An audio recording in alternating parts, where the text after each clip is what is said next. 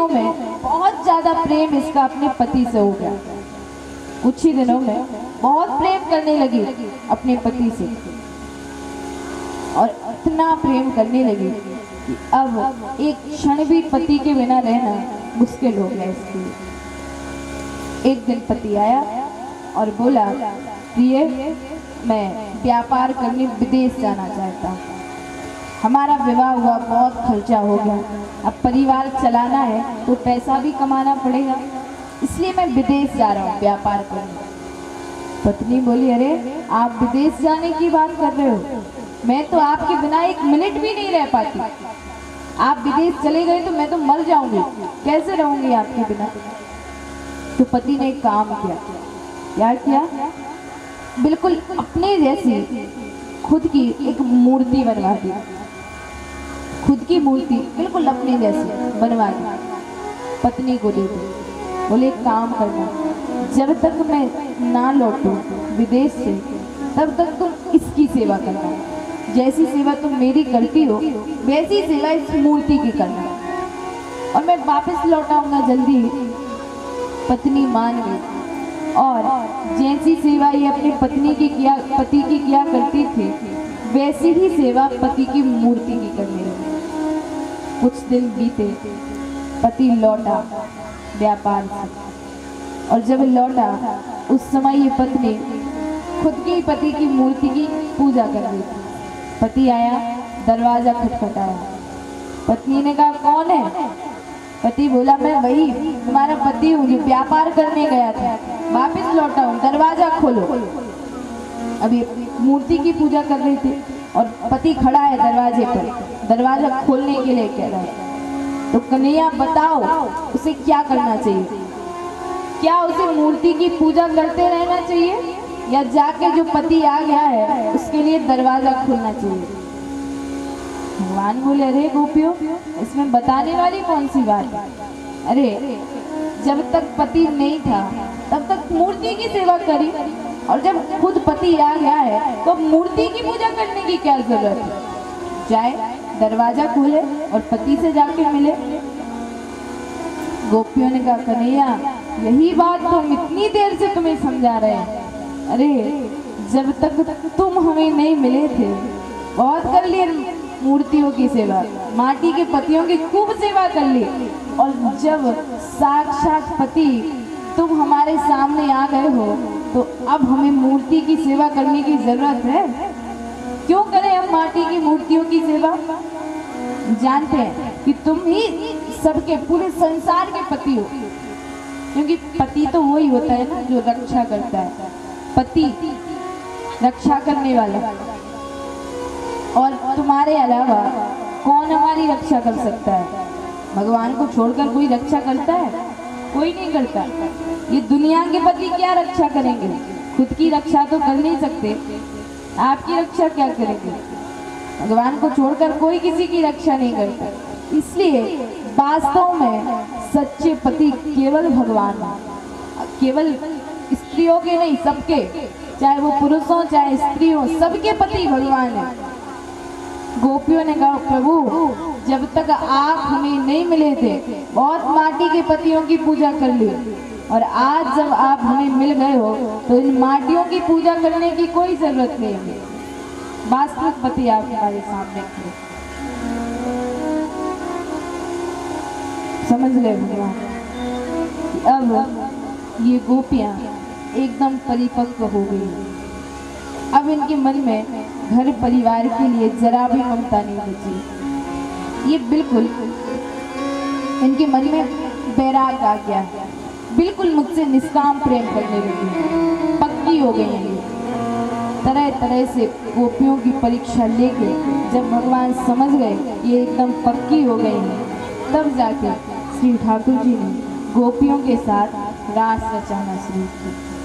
रास रचाना शुरू किया, गोपियों के साथ नाचने लगे भगवान। जैसे ठाकुर जी नाचने लगे तो गोपियों को थोड़ा सा अभिमान हो गया। गोपियां सोचने लगे, अरे तीनों लोकों का स्वामी जिसके इशारे पर सारी दुनिया नाचती है, आज वही तीनों लोगों का स्वामी हमारे इशारों पर नाच रहा है। कितने सौभाग्यशाली हैं, अभिमान हो। भगवान ने सोचा ये तो ठीक नहीं है, गोपियों को अभिमान होना ये ठीक नहीं है, उनका अभिमान दूर करना पड़ेगा। तो भगवान ने क्या किया, अंतर्ध्यान हो गए भगवान सबके बीच में, गायब हो गए। जैसे ही ठाकुर जी गायब हुए, घबरा गई सारी गोपियां, मूर्छित हो गई, गिर पड़ी जमीन पर। ये क्या हो गया, कहाँ चले गए भगवान हमें छोड़कर। ढूंढने लगे भगवान, पूरे वृंदावन में ढूंढते, सबसे पूछ रहे हैं क्या तुमने कृष्ण को देखा है, क्या यहाँ से कृष्ण निकले हैं। रो रही हैं, चली जा रही हैं, पूछती जा रही हैं। रास्ते में ढूंढते ढूंढते एक तुलसी का पौधा मिला। पूछा गोपियों ने, अरे तुलसी तूने क्या हमारे कृष्ण को देखा है। उसी समय हवा चल गई तो पौधा हिल गया, हवा चली पौधा हिल गया। गोपी बड़ी चिढ़ गई, बोले अरे सखी इससे क्या पूछ रही है, ये तो सौतन है हमारी, ये क्या हमको बताएगी कृष्ण का प्रभाव। इसको भी तो ठाकुर जी प्रेम करते हैं, तुलसी कृष्णा प्रियसी, ये भी तो ठाकुर जी की प्रियसी है, प्यारी है, सौतन है हमारी, ये हमको क्या बताएगी उनका पता। चलो आगे आगे बढ़ो, सबसे पूछ रहे हैं क्या तुमने भगवान को देखा है, कृष्ण को देखा है।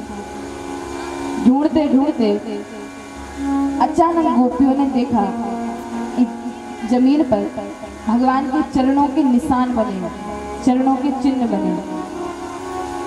समझ गए यहाँ से भगवान निकले। आगे बढ़ी तो देखा पुष्प पड़े हुए थे, फूल पड़े हुए थे।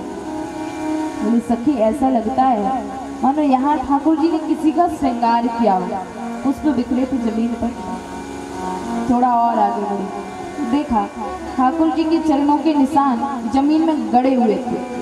बोले सखी ऐसा लगता है कि कृष्ण अकेले नहीं गए, जरूर कृष्ण किसी और को लेके गए।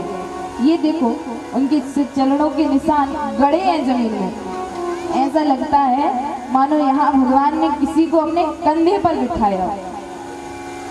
कौन है वो गोपी उसको ठाकुर जी ले गए साथ में, वो सौभाग्यशाली गोपी कौन है। तो कौन थी वो गोपी जिनको ठाकुर जी ले गए थे अपने साथ में। वो गोपी कोई और नहीं, साक्षात राधा रानी थी, क्योंकि केवल राधा रानी ही ऐसी थी जिनको अभिमान नहीं हुआ था, केवल मान हुआ था इनको। अभिमान और मान दोनों अलग अलग होता है, इनको मान हुआ और मान भी नहीं हुआ। इन्होंने लीला करी राधा रानी ने। कैसी लीला करी, क्योंकि राधा रानी बड़ी कृपालु है। जैसे ही ठाकुर जी राधा रानी को लेकर चले गए तो राधा रानी सोचने लगी, अरे ये कृष्ण हमको तो ले आए साथ में, पता नहीं बेचारी गोपियों का क्या हाल हो रहा होगा, अकेली रो रही होगी, घबरा रही होगी, हमें भी तो होना चाहिए उनके साथ में, उनके दुख में। इसलिए लीला करी राधा रानी ने। ठाकुर जी से कहा, ठाकुर जी थक गए हम चलते चलते। ठाकुर जी ने कहा कोई बात नहीं, कंधे पर चढ़ जाओ हमारे। तो जैसे ही ठाकुर जी झुके राधा रानी को कंधे पर बिठाने के लिए और राधा रानी चढ़ने लगी कंधे पर, वहाँ से भी ठाकुर जी अंतर्ध्यान हो गए, वहाँ से भी गायब हो गए ठाकुर जी। गिर पड़ी राधा रानी जमीन पर। जैसे राधा रानी को भी छोड़कर ठाकुर जी गए, गिरी जमीन पर, तो राधा रानी भी मूर्छित हो गई।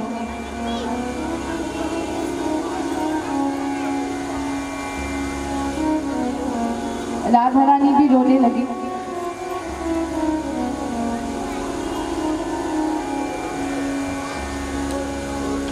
श्री राधे हमारे मध्य में सुर्खी विधानसभा से जो भूतपूर्व विधायक और आज के समय में लोकसभा सदस्य जो है हमारे मध्य में सम्मानीय श्री गोविंद सिंह राजपूत जी हमारे मध्य में पधारे हैं। आपका कोटि कोटि धन्यवाद और सम्मान है यहाँ से। और आइए देवी जी से आशीर्वाद प्राप्त करेंगे आप।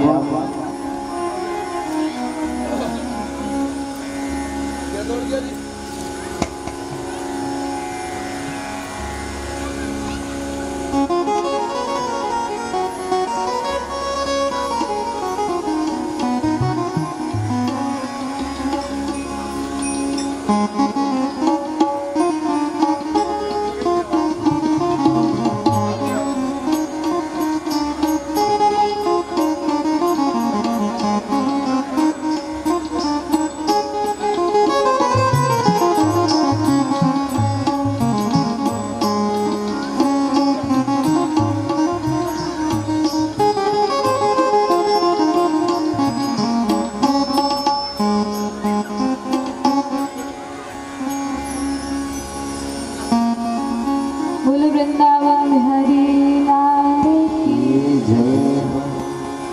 तो जैसे राधा रानी को भी छोड़कर ठाकुर जी अंतर ध्यान हुए और राधा रानी गिर गई मूर्छित होकर। गोपियां जो ठाकुर जी को ढूंढ रही थी आ गई राधा रानी के पास। देखा कि राधा रानी को भी छोड़कर ठाकुर जी चले गए, तो अपना दुख भूल गए और अब राधा रानी को संभालने लगे। जो थोड़ी बहुत ईर्ष्या हो गई थी कि ठाकुर जी हमें छोड़कर उस गोपी को साथ में ले गए, जब राधा रानी को भी छोड़ दिया तो सारी ईर्ष्या खत्म हो गई और अब तो अपना दुख भूलकर उठा लिया राधा रानी। समझाने लगी, राधा रानी चिंता मत करो, हम सब मिलकर कृष्ण को ढूंढेंगे, सब ढूंढेंगे। राधा रानी ने कहा एक काम करो, हम सब यमुना जी के किनारे चलते हैं। कहते हैं यदि कोई चीज खो गई हो, कोई वस्तु खोई हो, तो वो वही मिलती है जहाँ वो गिरी हो।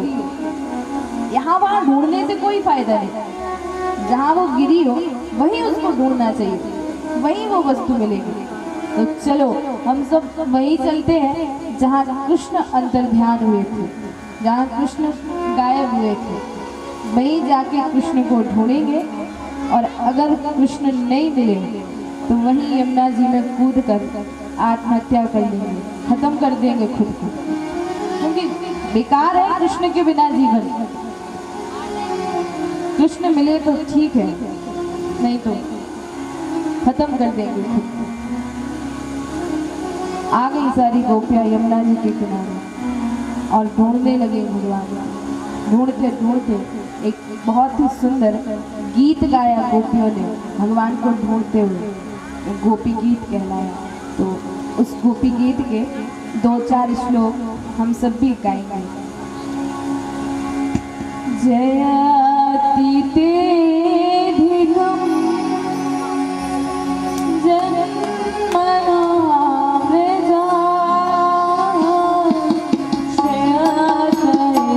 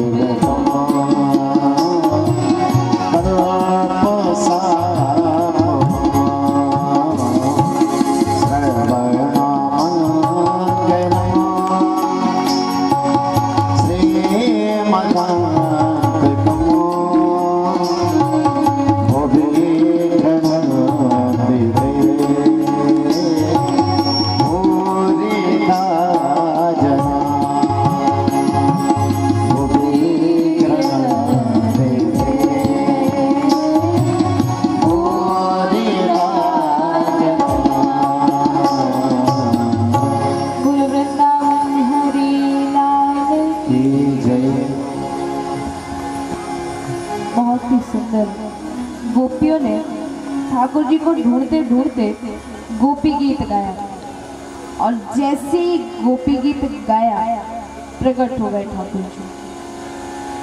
प्रकट हुए ठाकुर जी